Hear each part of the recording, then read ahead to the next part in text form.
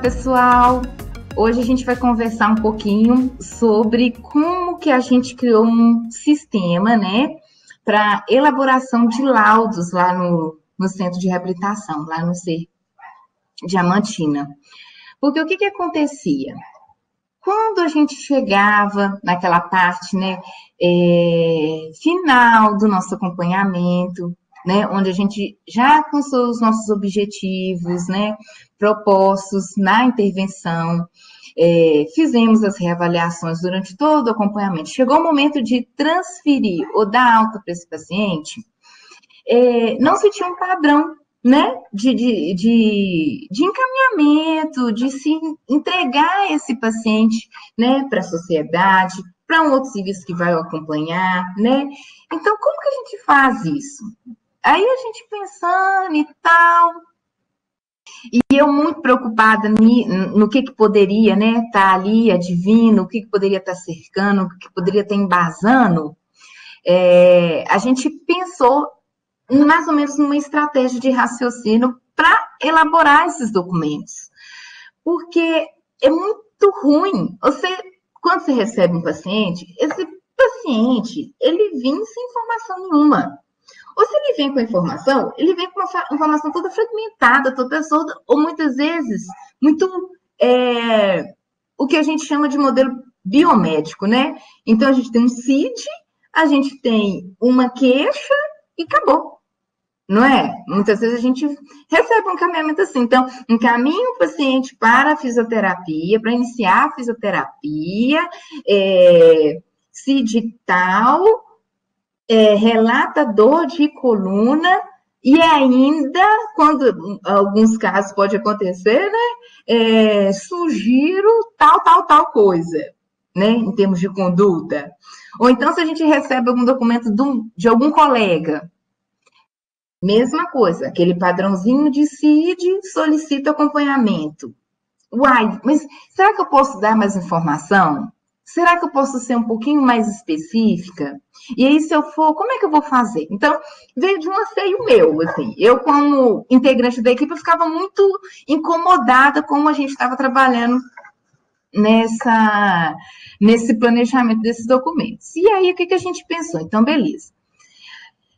Para que a gente consiga fazer um bom laudo, seja ele de autotransferência, eu tenho que ter muita ciência de qual diagnóstico que eu vou entregar para esse profissional, esse serviço que vai acompanhar meu paciente e qual que vai ser essa evolução.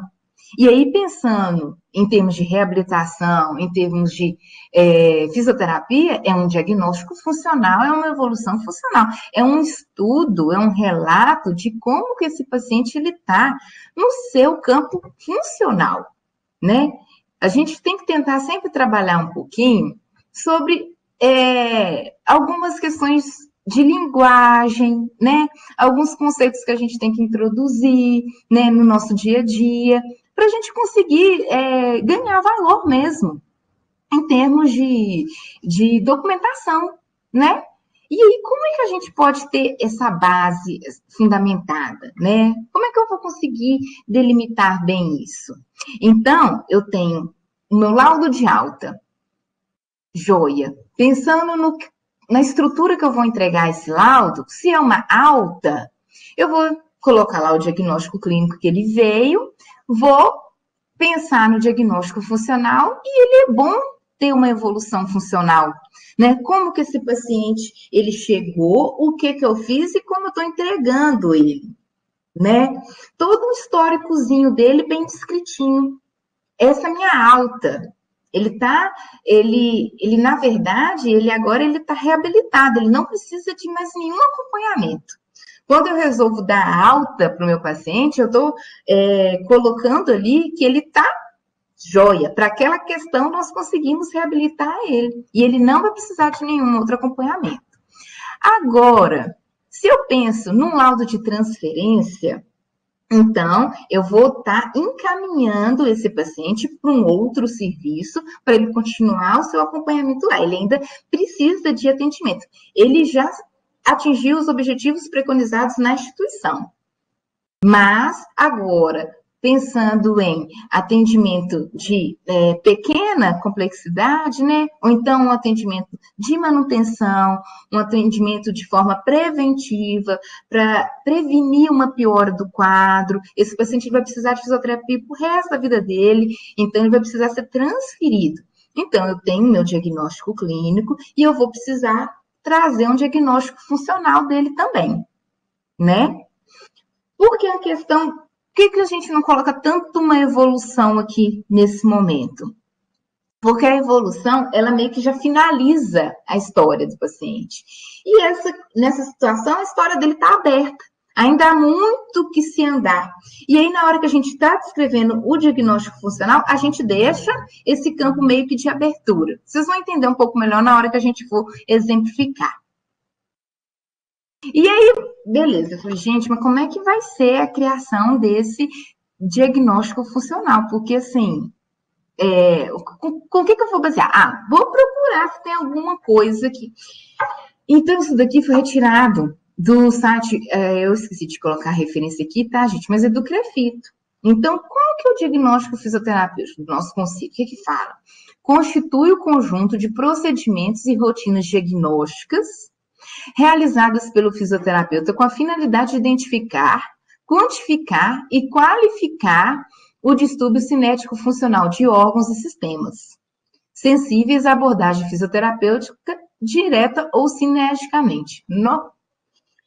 E agora, como é que eu vou escrever o texto sobre o meu paciente pensando nesse conceito? Ainda ficou um pouquinho difícil, né? Aí, o que a gente pode estar lançando mão? Então, a gente tem uma classificação que traz para a gente esses conceitos muito claros, que é a CIF, a Classificação Internacional de Funcionalidade e Saúde, que é a preconizada do nosso modelo biopsicossocial de saúde. Vocês já devem ter ouvido falar muito dela, já sabem, sim, nossa, algumas questões, mas os conceitos dela são tão importantes na nossa rotina de trabalho, que por que não utilizar ela nessa documentação? E aí, qual que foi a proposta que a gente trouxe? Então, cada profissional, né? No caso, nós iniciamos lá na fisioterapia, com esse modelo. Mas depois ele ampliou e hoje todas as áreas, elas tratam, na hora de documentar, nesse modelozinho, nesse desenho. Então, cada profissional da sua respectiva área elabora o diagnóstico funcional dos seus pacientes, voltando às peculiaridades da sua intervenção e ao demonstrativo que aquela avaliação lá no início ela apresentou. E aí, cada uma dessas abordagens vai estar norteada pelos conceitos. Então, eu não vou deixar de falar da estrutura e função que aquela condição de saúde está trazendo. Não, vou falar sim, as deficiências que acarretaram. Mas eu tenho que falar quais que foram as limitações de atividade. Restringiu a participação social? Como é que está a exploração como é que é influenciado o fator ambiental nesse paciente? Muitas vezes, a principal queixa do meu paciente, ela está voltada, não é nem um aspecto estrutural, motor, não é nem a dor, não é nem a inflamação que ele está, mas a dificuldade que ele tem de subir o degrau para entrar na casa dele. Então, o fator ambiental interfere? Interfere sim. Eu preciso relatar? Com certeza. Com certeza. Porque na próxima intervenção que ele for realizar, o meu colega, ele já vai poder apontar aquilo ali e falar assim, uai, gente, deixa eu fazer uma visita para esse paciente e ver como é que é esse degrau. Será que não dá para a gente colocar uma rampinha ali? Será que não dá para eu tentar conversar com essa família e ver as possibilidades de eu mudar? Porque a principal queixa dele é essa, entendeu? A importância de se documentar isso e de fazer esse levantamento, que muitas vezes se inicia lá na avaliação. E aí, pensando nisso, tá, beleza, Ana. Nossa, falou tudo, tá muito bonitinho, mas vamos, né, aqui, mão na massa. Vamos ver como é que realmente tem que acontecer isso. Então, eu trouxe um exemplo, assim, não é um exemplo atendido lá no C, mas é um exemplo interessante interessante para a gente abordar, para vocês terem uma ideia de como é que a gente pode fazer, né? Então, asma. Então, o diagnóstico ele é peculiar, basicamente área médica, envolve uma abordagem farmacológica para tratar o distúrbio imunológico envolvido, combatendo edema de mucosa e broncoespasmo. Mas muitas vezes ele pode vir para fisioterapia respiratória, onde o profissional vai tentar ganhar área de ventilação, diminuir o cansaço, gerar condicionamento cardiovascular. Acontece sim, viu? E aí, como é que eu vou fazer o diagnóstico funcional do meu paciente que tem asma brônquica? Então, o paciente não tem asma. Então, eu não vou colocar lá diagnóstico na asma, mas uma discinesia, que é o quê? Uma alteração dos movimentos voluntários da musculatura respiratória, associado aos distúrbios mecânicos identificados como limitação de fluxo aéreo. Então, qual que é o conceito básico de estrutura que aquela doença está me trazendo? Envolvendo os músculos respiratórios e comprometimento da biomecânica tórico-abdominal. Apresenta dificuldade significativa para subir e descer mais de 3 lances de escada, mas não tem apresentado de forma significativa alterações em seu desempenho de atividades em sua rotina de vida diária. Beleza, ele tem dificuldade para subir aqueles 3 degraus ali, mas dentro de casa, na hora que ele entrou, acabou. Não tem mais dificuldade. Mas ele tem uma demanda ainda. Aí, beleza. Então, vamos voltar, vamos trazer um exemplo mais ortopédico, né? Vamos pensar, então, nessa questão do Genuvar. Tá, nosso menininho lá, Genuvar, sendo tratado, diagnóstico clínico é esse. E aí, como é que eu posso fazer o diagnóstico funcional dele? Então, o paciente, ele apresenta uma fraqueza de membros inferiores, mas ele apresenta uma marcha funcional. Ele tem Genuvar, mas ele tá andando de boa, tranquilo, ele anda bem daquele jeito. Marcha funcional. Mas tem alterações para desenvolver atividades como correr, pular, o que limita seu desempenho, principalmente aqui nas atividades escolares. Então, eu especifiquei qual que é a questão estrutural, né? O que está acarretando, que é a fraqueza de membros inferiores, que está alterando a função de correr, de pular. E isso influencia o quê? Influencia sua participação na escola. Então, chega a hora da educação física, ele não consegue fazer, e isso traz uma frustração, enfim.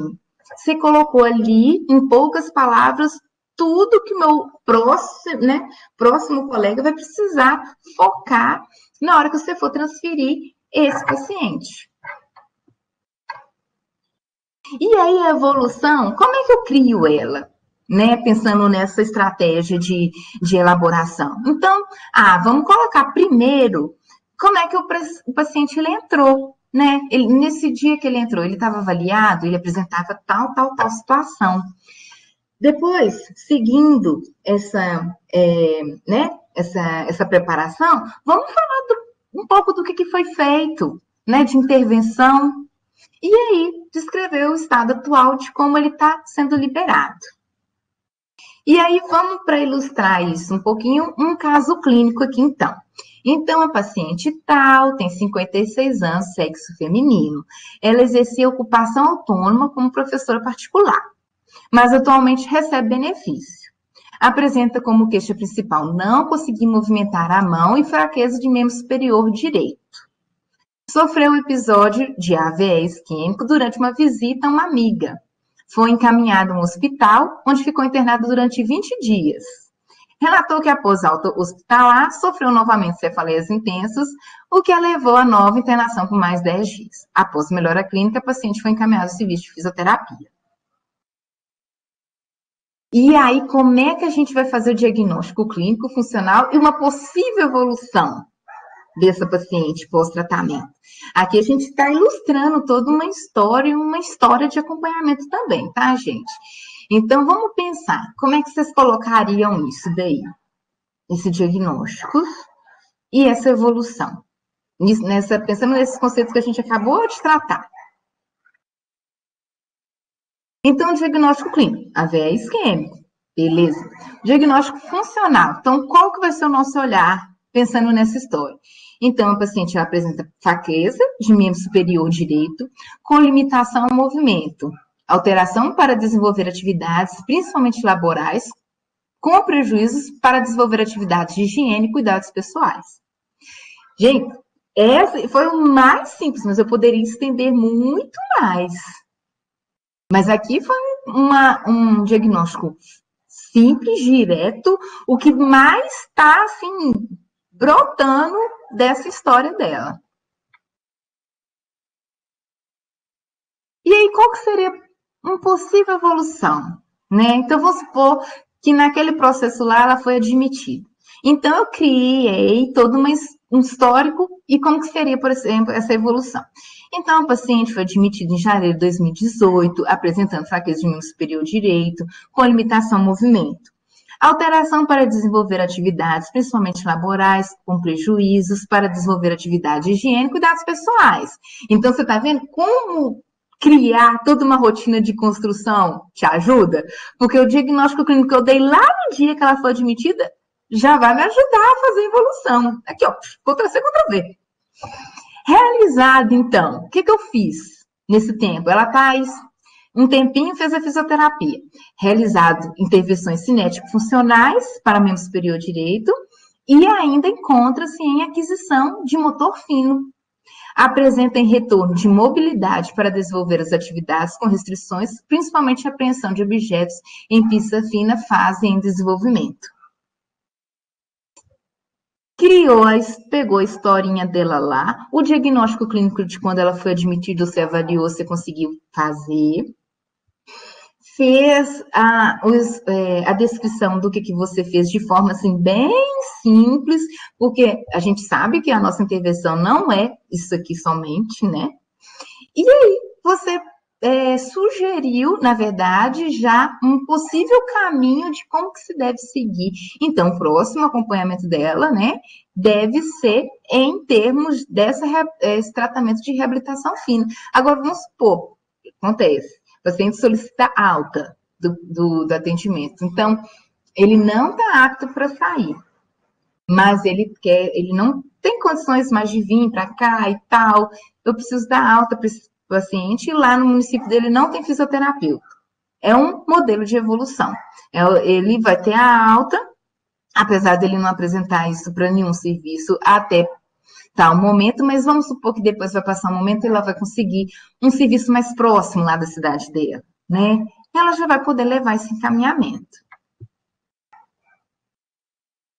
E aí, o que foi bacana, porque quando você começa uma intervenção, um trabalho, tem uma ideia, você acha assim, nossa, gente, isso nunca vai sair do papel, isso não vai acontecer. Mas hoje a gente já tem toda essa estrutura sistemática no nosso serviço. E para mim, assim, nossa, maior recompensa de todas. Se eu morrer hoje, morro tranquila, porque eu vi que o negócio aconteceu. Então, nós temos o laudo de alta da FISE, e normalmente todas as áreas mais ou menos essa estrutura. Então, aqui a gente já tem um campo direto, né, para facilitar a vida lá do colaborador. Paciente em acompanhamento no SER desde reabilitação, aí você assinala qual foi o tipo, o diagnóstico clínico, diagnóstico funcional, a evolução funcional. E aí a gente tem um campo de recurso da OPM, porque quando o paciente ele entra no nosso serviço, ele tem direito a utilizar a OPM para sempre. E aí a gente só coloca aqui se sim ou se não. E se ele está em algum outro acompanhamento. Porque normalmente, às vezes, eu estou dando alta, mas ele tem um agendamento, sei lá, do neurologista daqui a 6 meses. Aí eu coloco aqui, em consulta, em acompanhamento com o neurologista. Aí aqui é o laudo de contra-referência, que é no mesmo esqueminha. Então, aqui é o paciente acompanhado em CDs de tal data. O destino, estou destinando a carbonita. Aí coloco aqui. Aí a solicitação, solicito que o paciente solicito fisioterapia para esse paciente no seu município. Aí eu coloco o diagnóstico clínico dele, o funcional, e se ele tem recursos da OPM a ser utilizados. Essa é a nossa contra-referência. E aí, meu muito obrigado, viu, gente? E, assim, essa é a última aula da série de videozinhos nossos. E eu gostaria de agradecer demais o convite do professor Peterson, viu? Mas, na verdade, ele me convidou porque ele falou assim, gente, a Ana tá lá em Diamantina, sem nada para fazer, deixa eu chamar a menina ali, ver se ela faz alguma coisa. Porque, na verdade, gente, eu sou uma fisioterapeuta de um serviço aqui no interior de Minas. Sim, só tenho vontade de trabalhar e fazer o serviço bem feito, sabe? Mas queria desejar a vocês todos muita sorte, tá? Mas que vocês também tenham muitos obstáculos e muitos desafios na carreira de vocês, porque é isso que faz a gente se tornar um bom profissional. Esse que dá vontade, esse que funciona, esse que faz toda a diferença, tá bom? Então, corram atrás, estudem sempre e com certeza vocês vão alcançar os melhores resultados com seus pacientes. E no fim das contas é isso que faz toda a diferença, né? A gente vê o nosso paciente ali sendo avançando e desenvolvendo e estando bem para tocar a vida. Obrigada, viu? Ana, não te agradecer, mas antes de encerrar, queria te fazer uma pergunta. Eu não perder o costume, né? Deixa eu te perguntar uma coisa. Essa questão do diagnóstico funcional, você que acompanha o serviço desde a sua graduação, já tem, né, uma trajetória aí no ser, como que foi isso, essa implantação do diagnóstico funcional no sistema diagnóstico e evolução? Isso vem de muito tempo, eu sei que você teve todo um trabalho seu, específico seu, nesse ponto de toda uma sensibilização, capacitação que vem também desde quando eu estava aí. Só para ficar claro que isso é um produto que não chegou do nada, né? Tem todo um trabalho de muito tempo e tem a sua contribuição específica. Eu queria que você falasse dessa história, porque não era assim, né? Você mesma trabalhou com a análise de prontuários do centro de reabilitação antes de CC. Como que foi esse processo na sua visão de inclusão disso e qual foi o benefício disso para o serviço? Joia. Então, o que acontece? Eu frequento a instituição assim, quer ver? Nós estamos em 2021, em 2010 nós iniciamos o trabalho lá, né? 2009, 2010. Então, a gente realizou, né, um projeto de intervenção inicial, de análise de prontuários. Eu era aluna de iniciação científica do Peterson, tá, gente? E aí, eles me reconheceram quando eu fui. E aí a gente ficou, na verdade, reconhecida como uma pessoa, o povo da CIF.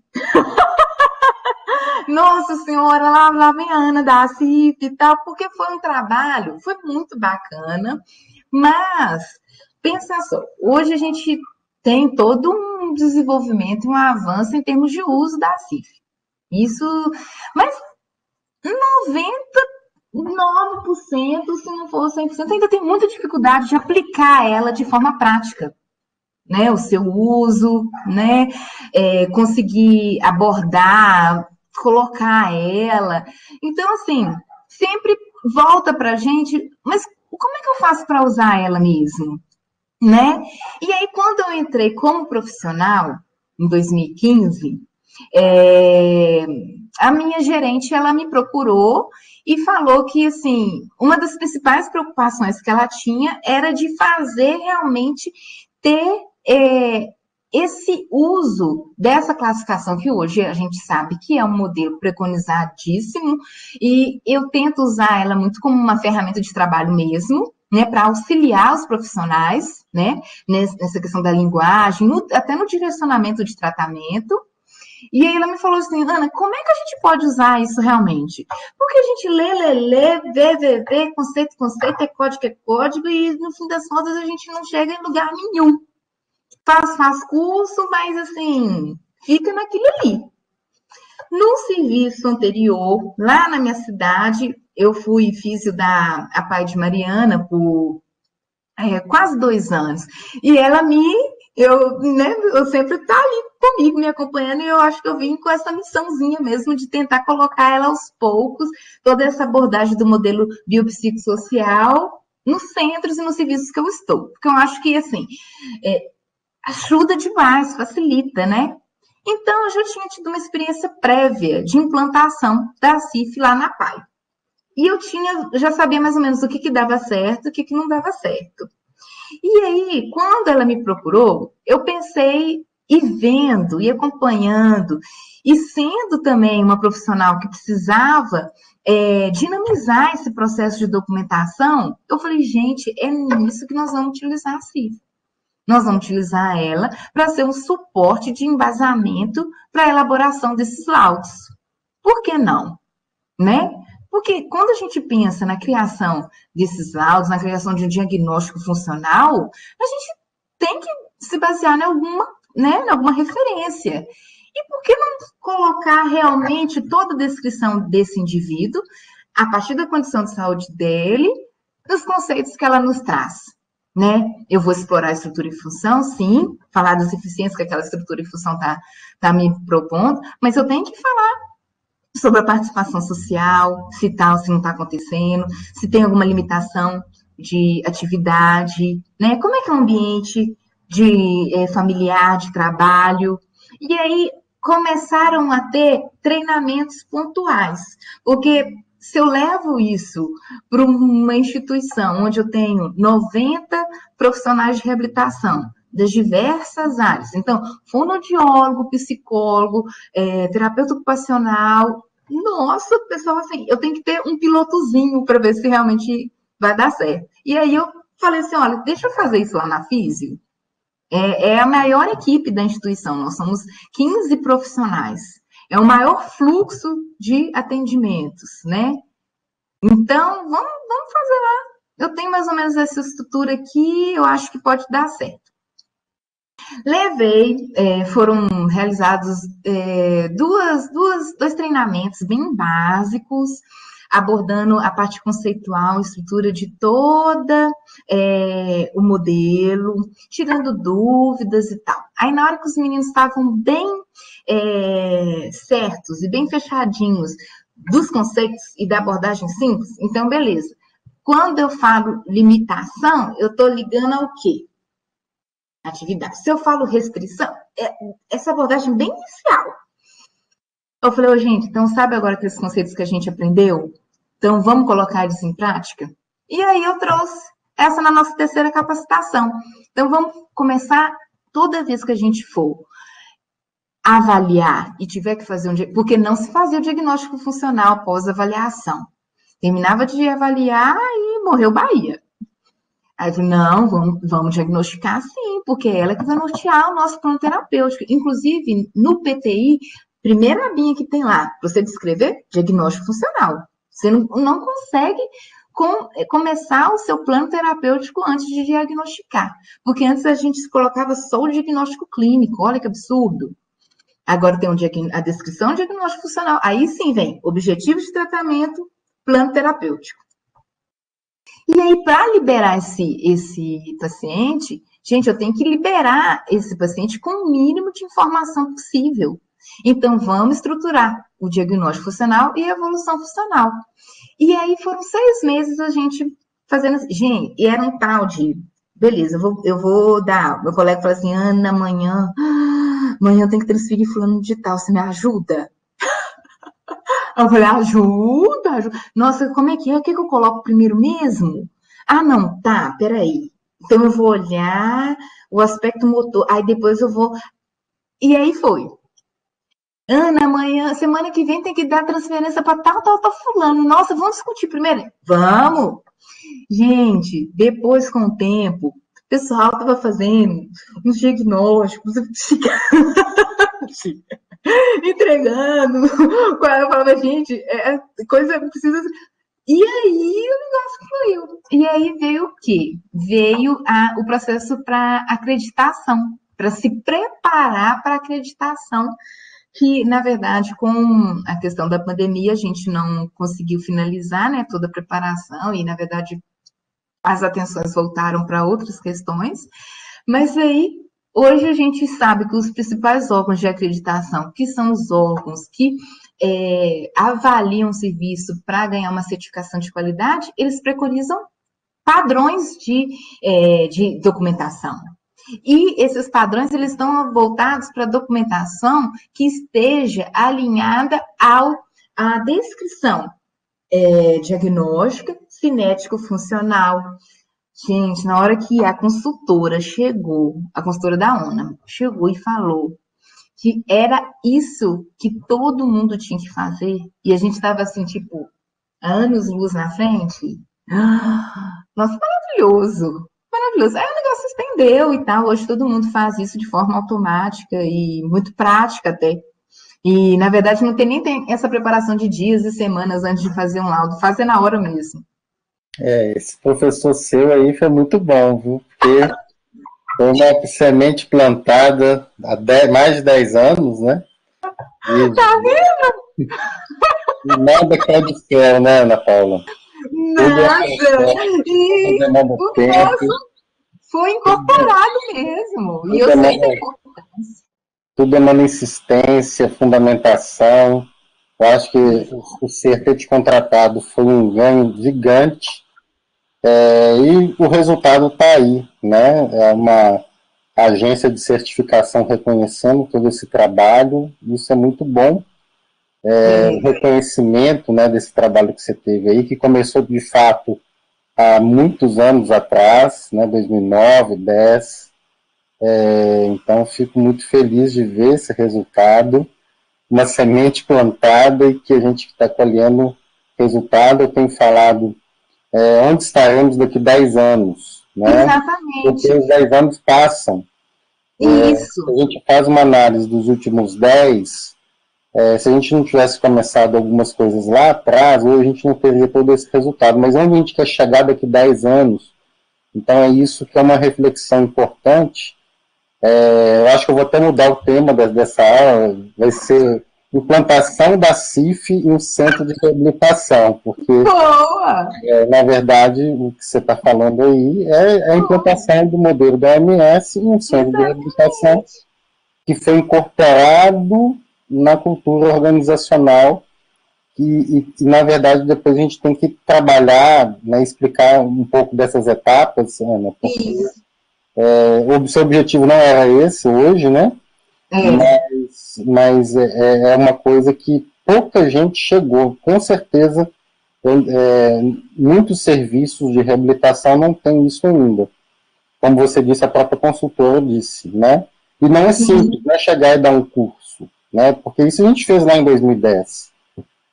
Tem todo um processo de manutenção daquilo ali, foi o que você fez estando dentro do eu acho que acontece, assim, até para a gente que está colocando o modelo, é um próprio amadurecimento daquilo ali. Ao longo do tempo, e na verdade a gente sempre trabalhou assim, né, Peço? E depois, mais para frente, o pessoal falava assim, lá vem você com aquele tanto de número e código e tal, nananã. Não vou conseguir fazer isso. Eu falo, gente, eu não consigo. Eu que já estudo há tanto tempo, desde a minha época de graduação, eu tenho estudado no mestrado, e eu nem vejo, né, cara, cá para nós, de forma tão prática, essa utilização. E eu não faço isso, e eu não quero que vocês façam isso. Porque se vocês acharem um negócio prazeroso, eu tenho certeza que vocês vão fazer. E vão ali, vão buscar, e vão querer estudar, e vão querer ler, né? E aí eu falei, não, vamos trabalhar a linguagem dela, a linguagem do modelo. Quase um By Peterson lá no final. Linguagem, gente, vamos começar assim. E aí, como que foi bacana, gostoso colocar essa linguagem numa coisa que é tão importante, que é o diagnóstico. Gente, e aí, quando a gente recebe, você fala assim, nossa, esse meu colega, ele não diagnosticou o paciente para me mandar. Gente, isso é básico, isso é arroz com feijão. Se você é um profissional, você tem que conseguir ter uma leitura desse paciente que você está tratando, né? Então, vamos lá, vamos evoluir isso daí. Não me vem com um CID 80.0, não, que Nossa Senhora. Tá ótimo, Ana. A gente vai conversar mais sobre essa questão da implantação da CIF. Mais um vídeo aí para você preparar um próximo capítulo. Tá joia? Pessoal, até a próxima. Tchau, tchau.